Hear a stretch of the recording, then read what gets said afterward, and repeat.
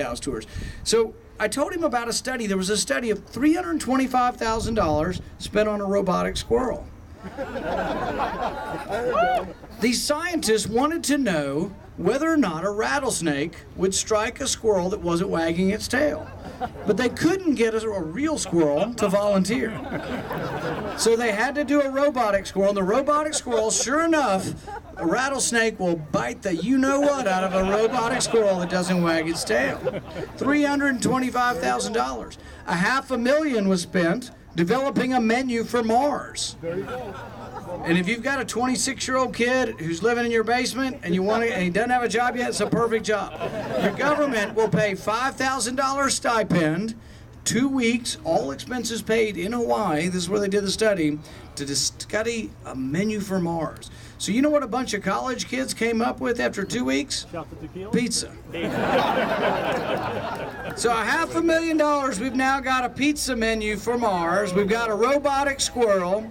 We spent $1.8 million in Homeland Security on developing roll-up beef jerky. Now you can say I like beef jerky, but roll-up beef jerky. We spent $1.8 million. We spent $5 million studying the collective action of fish. We spent $8 million on Homeland Security in Fargo, North Dakota, and I say if the terrorists get to Fargo, we might as well surrender. Why would they want to?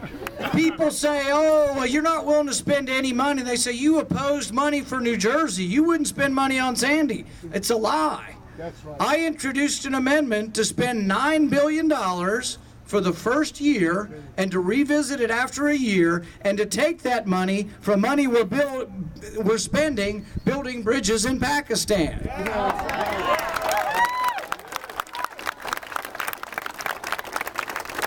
It's not about having disaster relief funds. It's about being responsible taxpayers and not borrowing from China to rebuild in New Jersey. Excellent. But I have no problem not building a road, not building a bridge in Pakistan or Saudi Arabia or Egypt or Libya and keeping that money at home and rebuilding this country.